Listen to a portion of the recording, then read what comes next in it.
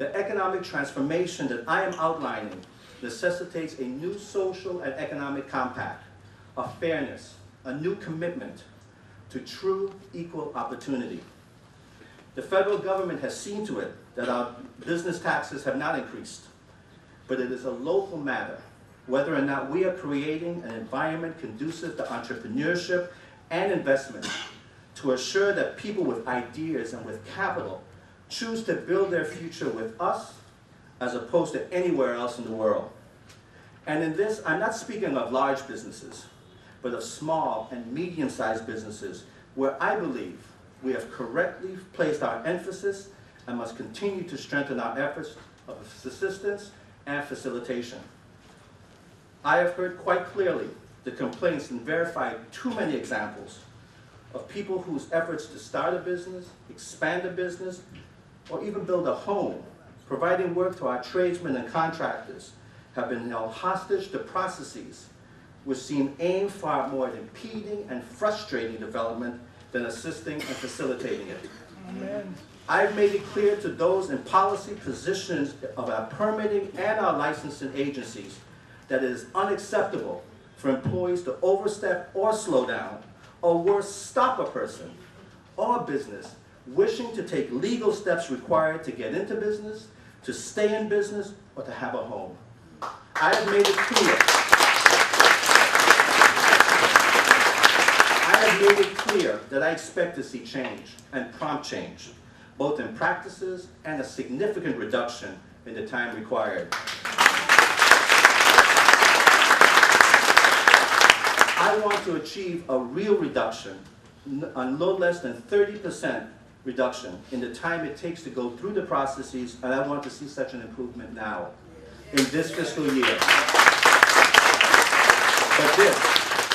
But this starts with attitudes displayed by those at the front desk who welcome our public.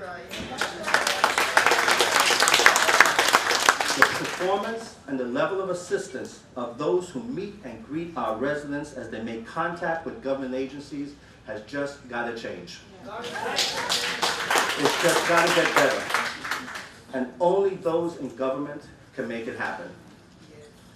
Much of what needs to change and can be done is with a change in attitude and an increase in productivity.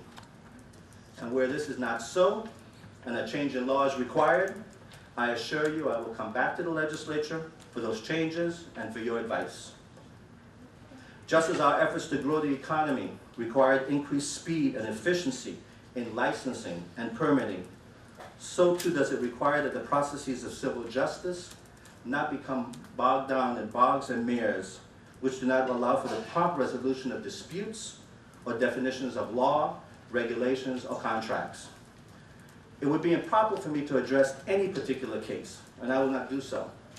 But the private sector, including the bar, has felt stymied or hesitant to speak on this most important of issues. Cases cannot be permitted to languish for years. Civil matters must be heard and decided. Land disputes and estates settled before properties disintegrate.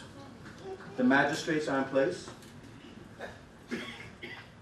The Supreme Court established, and the Superior Court is fully staffed.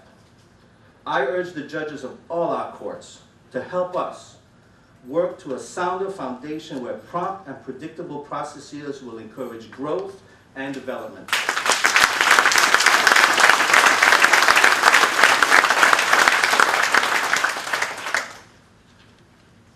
Among my primary goals was to reinvigorate our tourism industry, which is so central to the quality of economic opportunity for our people. To that end, we have built upon the cruise ship base of St. Thomas and brought cruise ships back to St. Croix regularly. Even in these tough economic times, we have expanded our air service and we've expanded the capacity of those airlines serving our territory. But we also recognize that our execution to meet our goals and objectives has to be different and cost-effective. That is why over the last 4 years, we have closed all of our US-based tourism offices and transitioned to virtual sales offices with performance goals and sales targets.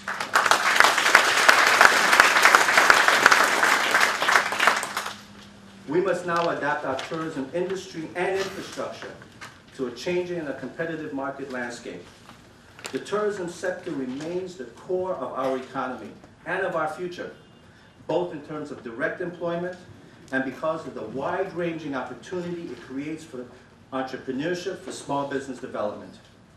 We face multiple threats, from ports of call as close as those in the Caribbean to those as far away as the Mediterranean, to internet sales, which take away our passenger visits and our high-end retail customers.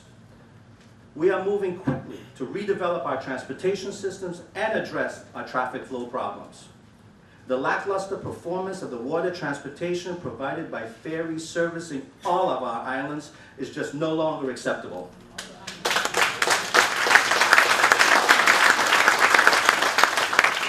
Here too, we must acknowledge that what we have done in the past is just not good enough and must be expanded, adapted, and improved to meet the current times.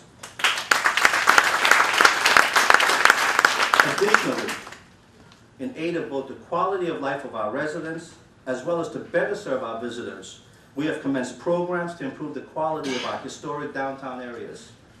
And in these areas, our private sector businesses need to expand, they need to modify and improve their retail offerings and onshore activities.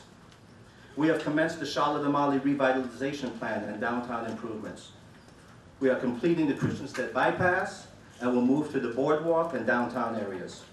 We've expanded parking in Cruz Bay and will begin work on the Frank Powell Park as a gateway to this gem.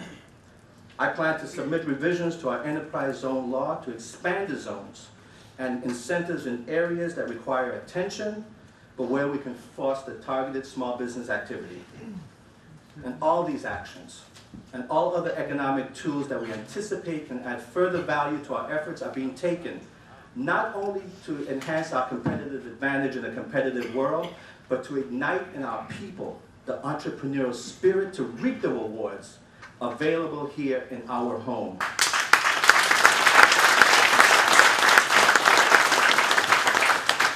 We continue to take seriously the need to achieve some level of food security by fostering relationships and practices that will expand the opportunities for our farmers and protect the interests of our fishermen, even as the federal government attempts to define and restrict their annual catch limits. While it is unlikely that growth in these two areas can be of a scale that will result in near-term self-sufficiency, it is my belief and our policy that increased support and investment in farming and fishing will one day put us in a much better position than we are in today.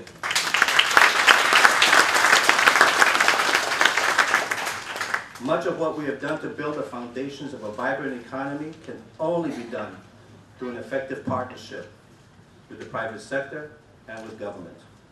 We will look for private sector partners for new development, new industries, and new ventures that will accelerate new job development and rejuvenate our existing economy. Public-private partnerships offer a tremendous potential, a chance to do more with less while achieving shared objectives. And we must adapt ourselves as a government to more effectively as a partner. In this regard, I plan to submit shortly to this body for your approval a multi-party partnership for the development in Frederiksted of a sports and entertainment complex, which will have as its anchor a new Paulie Joseph baseball stadium and will include nationally sanctioned swimming and tennis facilities as we further develop St. Croix in our territory.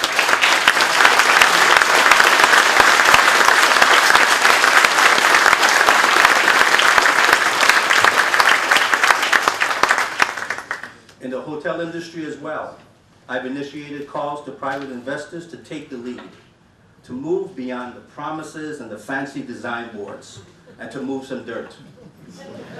It is my intention to use the full resources of the government to move forward targeted, credit-worthy hotel developments as the national and global economy turns back to growth.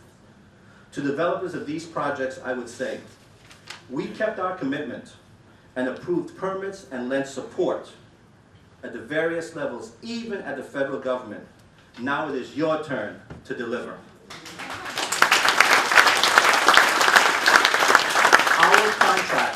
can no longer live off government contracts, but must become critical participants in new developments that have long been promised to our community.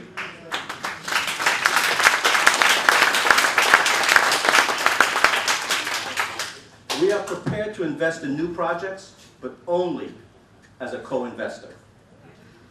I also look to the Broadband Initiative and the development of the Middle Mile as a unique opportunity to achieve industry diversification, job creation in the technology field, and a golden opportunity for small businesses and community organizations.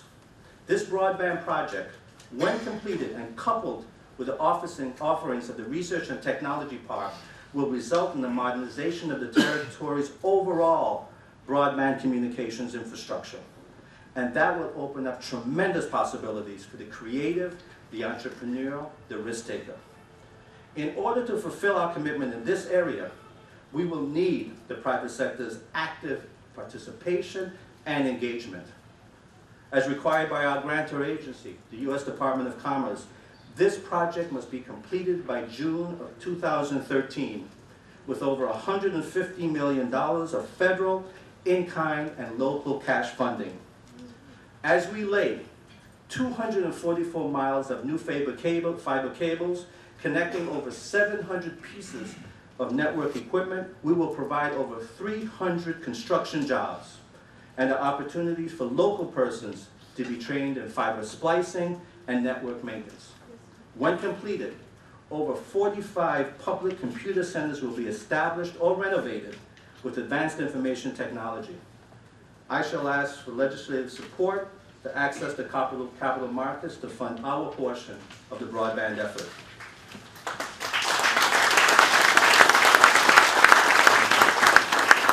To date, we have received almost $300 million of stimulus funding awards, and the Broadband Effort Initiative is just one of our latest examples.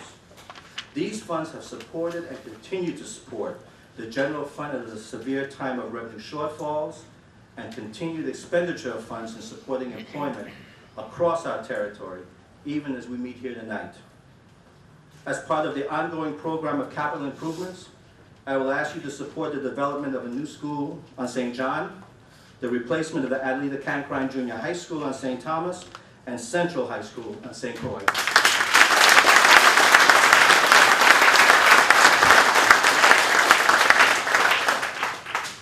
Working together over the past 4 years, we have broadened the base of our economy, but the real fruits of our labor should be realized in the years ahead as growth resumes in our tourism, rum, and small business sectors become cornerstones of economic stability and opportunity. But as we work towards these long-term goals, we cannot ignore the harsh reality of the present and the near term.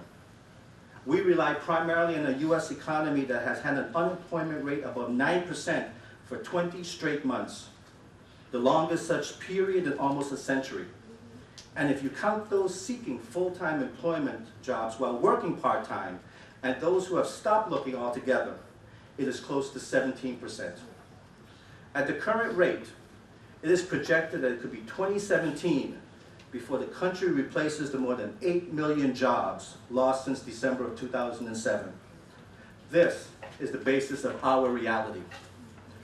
For the general fund and the government generally, this looms to be a difficult year, and 2012 will be even more difficult. Across the country, states are dealing with the reality that federal funds protected us from the brunt of the economic downturn for the past 2 years. This was done in the hopes that by now, and by fiscal year 2012, our revenues would have been restored to past levels. While our borrowing provided a cushion to even worse possibilities, it did not completely negate actions now necessary, especially since revenue generation is nowhere near great pre-recession levels. Our financial situation has been worsened by a tax bill that was passed at the end of the last Congress. That legislation, as well as continuing the reduced income tax rates, also requires us to implement a small business tax credit with no offset, further straining our financial position.